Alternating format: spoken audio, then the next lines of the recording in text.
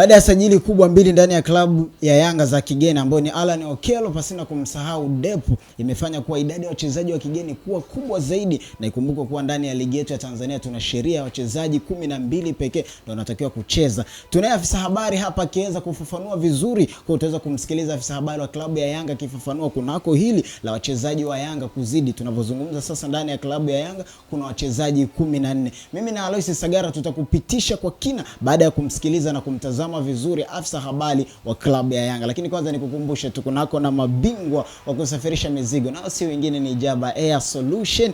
Bana, ni siku 3. Imagine zamani ilikuwa ni siku 3, lakini sasa tunavyozungumza mimi na wewe ni siku moja tu. Bana, leo ukiagiza mzigo kesho yake unaupokea ndani ya Dar es Salaam kutoka China. Kwa hiyo kama bado unahitaji mizigo, wasiliana nao, namba zinapitishwa hapo chini. Alois Sagara, yes. Tunaanzia hapo. Kabla hatujamwekea mtazamaji, nimekuambia lazima amsikilize na amtazame vizuri afisa habari wa klabu ya Yanga Al-Shabani kama wakizungumza kunako la klabu ya Yanga kuwa na wachezaji wengi wa kigeni. Baada ya sajili kubwa mbili ambazo zimefanyika, wakimsajili Alan Okello kutoka nchini Uganda, huyu ni akiwa kutoka katika klabu ya Vipers, pasina kumsahau Mwangola huyu mwingine Derson Aurelio Depo ambaye naye amekamilisha sajili zake jana, rasmi amemtambulisha. Tunavyozungumza ndani ya klabu ya Yanga sofa sasa wana wachezaji 14 wa kigeni. Hapa kutokana na sheria yetu ya ligi kuu inavyoongozwa, tuliweza kuzungumza kila ligi inakuwa na sheria zake na kanuni zinazoiongoza. Sisi kwa sheria yetu tunatakiwa wao wana wachezaji 12 pekee wa kigeni. Lakini ndani ya klabu ya Yanga mpaka sasa tunavyozungumza kuna wachezaji 14. Mchezaji mmoja pekee wa kigeni aliyeweza kuondoka katika dirisha hili dogo tunayemkumbuka ni Andy Boeli Bobo ambaye alirudishwa kule Sekuni United ambako alikuja ndani ya klabu ya Yanga kwa mkopo. Ikumbuke kuwa ilikuwa ni miongoni mwa sajili ya Roman Folz. Wakati Folz anakuja aliamua mchukue kijana kutoka South Africa. Kwa hiyo amesharudishwa. Kwa hiyo tunavyozungumza mpaka sasa ndani ya klabu ya Yanga kuna wachezaji 14.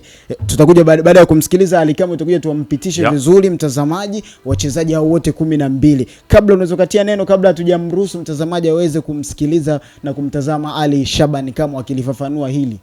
Unajua kurejea kwa Atola kwa Siao kama ilivyokuwa mwanzo, ilikuwa ni kwamba anaondolewa Frank Yasinki, anaingizwa tena kwenye mfumo wa Atola kwa Siao, lakini wamenogewa na kipaji cha Frank Yasinki, kwa hiyo pia wanahitaji kuwa naye. Kwa watakuwa na Yasinki pia watakuwa na Atola kwa Siao.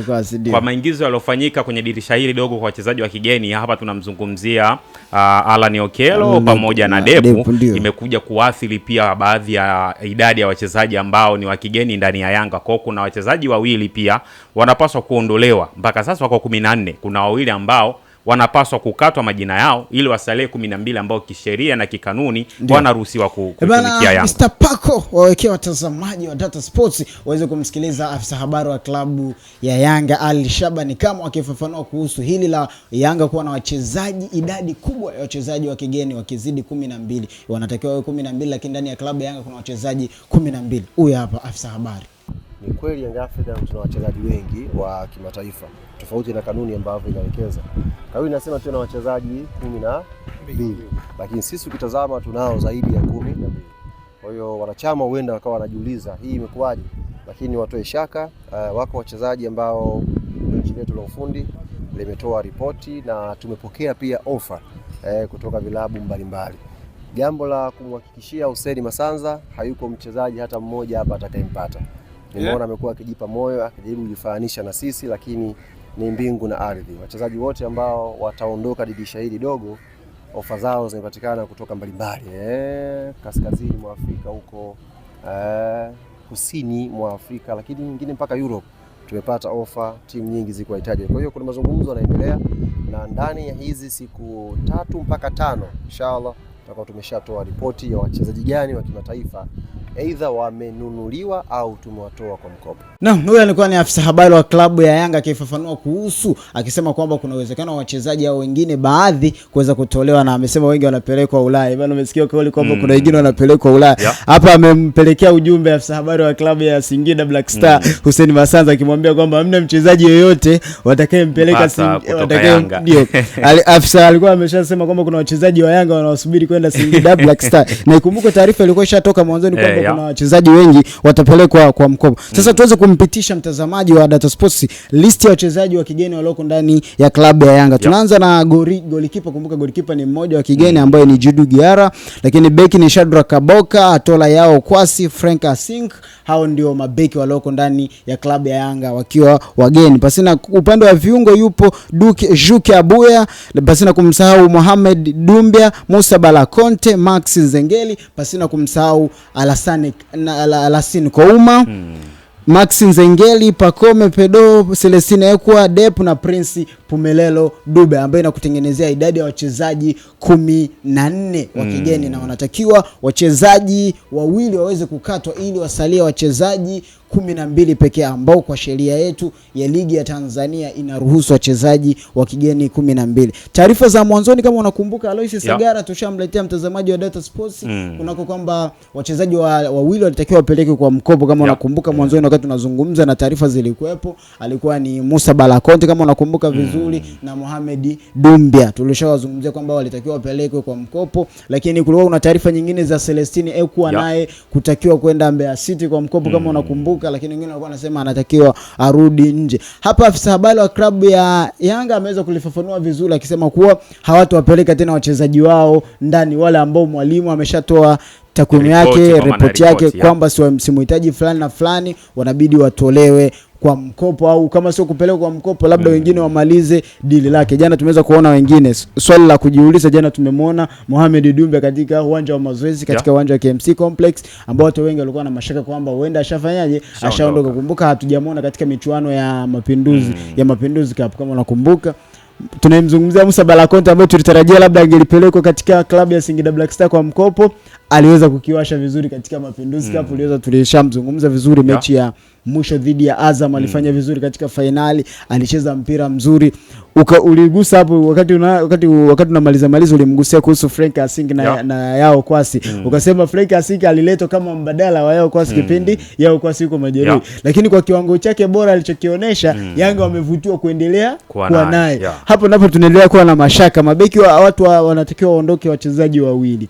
Kuna Celestine Ekwa, ukiangalia wengi kama wananchi hawajavutiwa naye, kama umejaribu kutazama hata ukiona picha yake ikiwa inapostiwa katika ukurasa wa Yanga, unaona comment za watu, utasikia huyu tulipigishwa, maneno yanakuwa mengi. Ukisikia kwa Mohamed Dumbi ambaye wao walitarajia angeclick moja kwa moja, unajua mtu anapokuja tayari wao walishampa kwamba huyu ndo Aziz Ki, tayari wanajua kwamba lazima atupa alichokuwa anatupa Stefan Ki Aziz, lakini hajatoa kile. Kwa hiyo Yanga nayo wanaona huyu ndo anafaa. Kwa hiyo kwa listi ya sasa Musa Balakonte ambaye naye alikuwa miongoni kwenye listi ya kutolewa, lakini kwa kiwango alichokionyesha naamini mashabiki wamerudisha imani naye. Ndio kwa kuna kati hao watatu hawa unaona nani anabidi akatwe? Kwa sababu kwanza inabidi ni heshimu maamuzi atakayofanya na Yanga, kwa sababu tayari wamekwisha pokea ripoti ya mwalimu anachagua ni yupi wa kufanya naye kazi na yupi ambaye hahitaji kufanya naye kazi kulingana na mbinu zake za kiuchezaji anazohitaji kuzitumia kwenye timu yake, lakini pia kwa kuzingatia misingi yake kwa maana ya falsafa kama mwalimu. Sasa ripoti ambayo kocha wa Yanga Pedro Gonçalves ameiwasilisha kwa viongozi kwamba hawa si wahitaji kwa wakati huu kikosini kwangu, ndio ambayo itakuwa ina maana zaidi. Mimi nitatoa kama maoni kwa jinsi ambavyo nimeweza kuwatazama, japo nimekuwa muumini mkubwa sana wa game time. Kuna baadhi ya wachezaji fine, tunawajudge kwa dakika ambazo wanakuwa wanazipata, lakini kuna wengine ukiwapa game time wakacheza mara kwa mara, akajijengea ile confidence kwa maana hali ya kujiamini zaidi, anaweza akadeliver kitu kikubwa zaidi. Na hiyo scenario imetokea kwa mchezaji Musa Balakonte ambaye wengi walionekana kumkatia tamaa, na nikotokana na vile mechi ambazo alikuwa anacheza akawa haonyeshi kiwango kizuri. Kuna wachezaji wengine ili wageni confidence ni lazima afanye kile kitu mara kwa mara, yani apate muda mwingi wa kutosha ndio aweze kujijengea hali ya kujiamini zaidi. Ndio kitu ambacho kimekuja kumrudisha Balakonte kwenye ubora wake ambao tumeshuhudia akiwa na Yanga kwenye michuano ya Kombe la Mapinduzi, na hata mchezo wa finali wa Yanga dhidi ya Azam ndio aliweza kuibuka man of the match. Yes, kwa sababu ni mchezaji ambaye kwenye michezo Mapinduzi kwanza wanacheza na KVZ sijui timu gani mpaka anafika finali alikuwa anapata game time ya kucheza. Kuna nyakati ametumika kama center back na kuna mchezo wa Azam katumika kama midfielder, eneo la kati pale alikuwa yeye pamoja na Juke Abuya. Kwa hiyo natazamia ni mchezaji ambaye alikuwa anahitaji kupewa muda zaidi. Sasa nikija kwenye maoni yangu binafsi, nitajaribu ku-highlight wachezaji ambao walikuwa wanatajwa kwamba hawa watatolewa kwa mkopo, mwalimu hahitaji kuwa nao tena ndani ya Yanga au kuuzwa moja kwa moja. Alitajwa Mohamed Dumbia, akatajwa Celestine Ekwa, akatajwa na Musa Balakonte. Sasa ukitazamia majina hayo matatu, wanahitajika wapunguzi wawili ili wasalie wachezaji 12 wa kigeni kama sheria na kanuni zinavyotaka. Kwa hiyo hapo mimi nitambakiza Musa Balakonte, lakini nitamuondosha Mohamed Dumbia na Celestine Ekwa. Kwa mimi ukiniambia kwa maoni yangu mimi ni hao wachezaji wawili, kwa maana Celestine Ekwa na Mohamed Dumbia. Sio kwamba ni wachezaji wabaya, ila kwa idadi ya wachezaji ambao wako pale ni ngumu sana kuwapunguza wengine afu kawaacha hao ambao viwango vyao bado vinaonekana havijawa stable zaidi, kwa sababu golini Diala ni untouchable, Atola kwa Siao ni untouchable, Frank Asink ni untouchable. Sijui unanielewa? Mtu anaweza kukuuliza hapo kwa Kiboka pia. Mtu anaweza kukuuliza hapo kwa Frank Asink. Frank Asink kihesabu naye amepata game time chache hata akiwa ndani ya Yanga. Achana kuwa alikuja kuchukua namba ya Okwasa ambaye alikuwa nje takriban miezi 8, lakini bado kuwepo kwake hakupata muda mwingi na yeye wa kucheza. Amecheza mechi chache, ameweza kuonesha. Tukirudi hapo kwenye pointi yako kwamba Asinki ameridhishaje haraka hivyo kumwamini kwamba ndio kaenda naye wakati mbadala wake asharudi? Asinki very simple ni kwamba Asinki ana uzoefu tayari wa mazingira ya Tanzania na hata ligi ya Tanzania pia. That's why hajapata shida kudeliver akiwa Yanga. The same to Damaro Kamara. Damaro Kamara anakuja Yanga, kasajiliwa siku kadhaa tu zimepita hapa nyuma. Kapata mchezo wa kwanza kaonyesha kila mtu akavutiwa naye, mchezo wa pili mpaka anakuja kukosekana kutokana na adhabu ya kadi nyekundu. Damaro Kamara ameonyesha kiwango ambacho kila mwana Yanga haja doubt. Ni kwa sababu gani? Ni kwa sababu wamekuwa kwenye mazingira ya Tanzania kwa muda mrefu. Huyo Frank Asink ameshiriki ligi kuu akiwa na Singida Black Stars. Damaro Kamara ameshiriki michezo ya ligi kuu akiwa na Singida Black Stars. Ni wachezaji ambao wanayajua mazingira ya Tanzania, wanaijua ligi ya Tanzania ikoje, na wanajua pia hata hali ya hewa haviwezi kuwapa tabu tena. Kwa hiyo ni kitendo cha kumtoa timu moja kwenda timu nyingine akadeliver. Ni kama alivyokuwa Clatous Chota Chama. Alitoka Simba akaenda Yanga kupata game time. Sio kwamba alikuwa hana kiwango kizuri, alikuwa nacho, japo alikutana na upinzani mkubwa sana, pia pengine na mapendekezo ya mwalimu hakuona vile ambavyo anaweza kumfaa, lakini Chama alikuwa akipata muda anaonesha kitu. Amekwenda Singida pia amekuwa ni stamani wa timu. Ukimtaja Khalid Aucho uwezo ukamwacha kumtaja pia Clatous Chota Chama. Kwa hiyo kwa Frank Asink ilikuwa rahisi kwa sababu tayari mazingira kwake hayakuwa mageni, tofauti na hawa wengine ambao nimekutajia kina Musa Balakonte, Celestine Ekwa, Mohamed Dumbia, Lasini Koma na wengineo. Mazingira mapya kwa mara ya kwanza anakuja ndio ameweza kuwapatia shida. Lasini Koma anajua pressure ya mashabiki wa Yanga, lakini Frank Asink akiwa Singida anajua mashabiki wa Simba na Yanga wana react vipi na wanahitaji kitu gani. Nilikuwa na tulishozungumza, naendelea tukurudia. Leo tukimchukua Celestine Ekwa ambao wananchi wanaona kama ni mchezaji wa kawaida kutokana na alivyofanya kwenye mechi alizocheza. Ikumbukwe ni miongoni mwa tukimzungumza Mohamed Dumbia na Celestine Ekwa, Celestine Ekwa ndo mchezaji pekee aliyecheza game nyingi za klabu ya Yanga katika dirisha wakati amesajiliwa. Mohamed Dumbia unaweza kusema naye anaweza akawa limited kutokana na muda aliocheza ndani ya Yanga, lakini ukimzungumzia Celestine Ekwa ni mchezaji aliyecheza muda mwingi ndani ya klabu ya Yanga msimu huu tangu uanze au tangu asajiliwe. Tukimzungumzia yeye, namba zake hajatoa namba nyingi wala hajatoa assist ambazo watu walitarajia angelitoa nini assist, ukiachana na magoli yake aliyoweza kufanyaje kufunga, lakini watu bado hawaridhiki na nini na kiwango chake. Lakini ukimrudisha ukampeleka Celestine Ekwa ukamrudisha kwa Cote d'Ivoire, ukampeleka Sekime Mosa, leo hii wanakuambia huyu ndiye dhahabu. Kwa hiyo linapokuja swala lazima na wachezaji wa kigeni wengine, adaptation ya mazingira kutoka ligi yao kwenda ligi nyingine, muda mwingine kuna wachezaji wengine na wawia ugumu. Ndio maana leo tunavyozungumza leo wanayanga wanaweza kuambia yote tu, anakuambia mimi nataka Celestine Ekwa aondoke. Anakuambia kwa nini aondoke Celestine Ekwa? Atakwambia nimemwangalia Mapinduzi, sijaona impact yake kubwa, ukiachana na goli lake alifunga goli moja la kideo kama unakumbuka katika michuano ya Mapinduzi kule visiwani Zanzibar. Sasa tunarudi kimataifa, kampeni inaanza rasmi, watakuwa na mchezo wa ligi. Baada ya mechi ya ligi watajiandaa kwa ajili ya kumfuata Al Ahly Nation. Kwa unamzungumza ndani ya Yanga lazima apunguze wachezaji wao 12 kutokana na kanuni. Hapo ndo tunarudi sasa kwenye ili nitaka ni mada nyingine, nataka tu nigusie kwamba leo hii tukisema urudi kwenye wachezaji 12 wa kigeni, leo hii kama wachezaji wote ukianzisha, maana hiyo ni timu nzima, kumbuka. Yaani ukiwa na wachezaji 12 una timu nzima, una sabu moja ya kigeni. Kwa hiyo maana sometimes ligi yetu inatakiwa labda ipunguze hata idadi ya wachezaji 12 wote. Hapana, mimi naona ni sahihi. Issue ni kuzalisha sisi wachezaji wetu wawe bora. kwani Yanga hawajavutiwa na center back ambao ni wazuri zaidi kutoka mataifa mengine?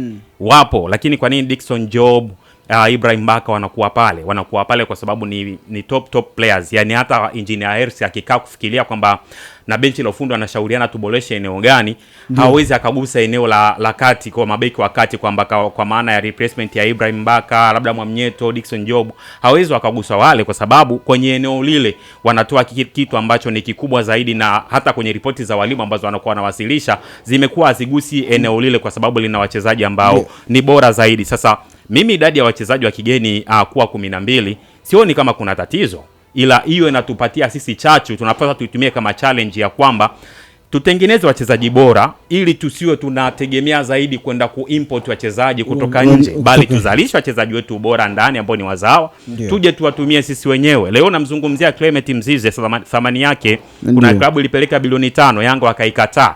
Ni kwa sababu Clement Mzize ni product ambayo ni bora zaidi ndani ya Yanga. Sasa tukiwa na Clement Mzize kama 200 hivi kama taifa, wao nategemea Azam atenda mchukue striker kutoka DR Congo kule akamleta pale Jafte Kitambala? Hawezi. Simba hawezi kwenda kusumbuka na kina Steven Dese Mukwala au akina Jonathan Soa kuwaleta kwenye timu yake. Yanga hawezi akaenda kuwatafuta akina Andy Bobo Boyele, akina Prince Dube hao kuwaleta pale Yanga, kwa sababu atakuwa nao tayari ambao amewazalisha. Hata kama hajawazalisha Yanga, tumemshuhudia Dickson Job alitoka Mtibwa Sugar huko kuja Yanga. Kwa hiyo nishu ni kutengeneza vipaji vyetu asilia sisi wenyewe, ndicho kitu ambacho La Liga wanakifanya. Ukitazama La Liga, wachezaji wengi wanaocheza kule ni wa Hispaniola, kwa maana ni Spanish players, lakini ukija Uingereza pale pia EPL kuna matilio ya wachezaji wengi zaidi ambao ni Waingereza wenyewe. Sasa wewe ukasema leo hii tusimchukue Mohamed Salah kwa sababu sija atakuja kuvuruga. Hapana, yule Mohamed Salah atakuja kuwaraisa wachezaji wengine wa Kiingereza wakapambana zaidi ili kuhakikisha wanazuia huo mwanya wa klabu kama Liverpool kwenda kumchukua Mo Salah kumpeleka pale. Hapana. Kwa hiyo sisi tujikite zaidi kwenye kuzalisha wachezaji bora, na tusililie kwamba idadi ya wachezaji wa kigeni kama vile inabana fursa wachezaji wetu kupitia wachezaji wa kigeni. Leo hii tunamuona Abutwalib Mshere amecheza michuano ya Mapinduzi, ana confidence, ameonyesha licha ya kutokupata muda mwingi wa kucheza, lakini klasi yake imeendelea kwa pale. Ni kwa sababu kuna vitu ambavyo anavirithi kutoka kwa Djigui Diarra. Kwa hiyo kuwa nao wale inakuwa ni chache wachezaji wetu kupambana zaidi. Tuzikamaliza kwa kauli yako Alois Sagala kwamba wachezaji wa kigeni wachezaji wetu wa ndani wasilielie na kuwa na idadi ya wachezaji wengi wa kigeni kuwa 12 wawepo, ili liwe darasa kwa wachezaji wetu wa ndani kujifunza. Umetolea mfano mzuri wa Mshela, amejifunza kutoka kwa Diarra. Bwana, ulikuwa ni mjadala mzuri kabisa ambao tumemsikiliza hapo na kumtazama vizuri afisa habari wa klabu ya Yanga Ali Shabani kama wakilifafanua, na wewe unaruhusiwa kuchangia na sisi hapo chini, maana uwanja wa comment upo wazi. Unaruhusiwa kuandika chochote kuhusu unatamani nani aondoke ili wachezaji wasalie 12. Kumbuka wapo 14, wachezaji wawili wanatakiwa wakatwe. Kauli nzuri wanasema walimu kichwa. Kuliwa kichwa. Waliwe kichwa. Bana, aliyesimamia kamera bana ni Mr. Pako bana.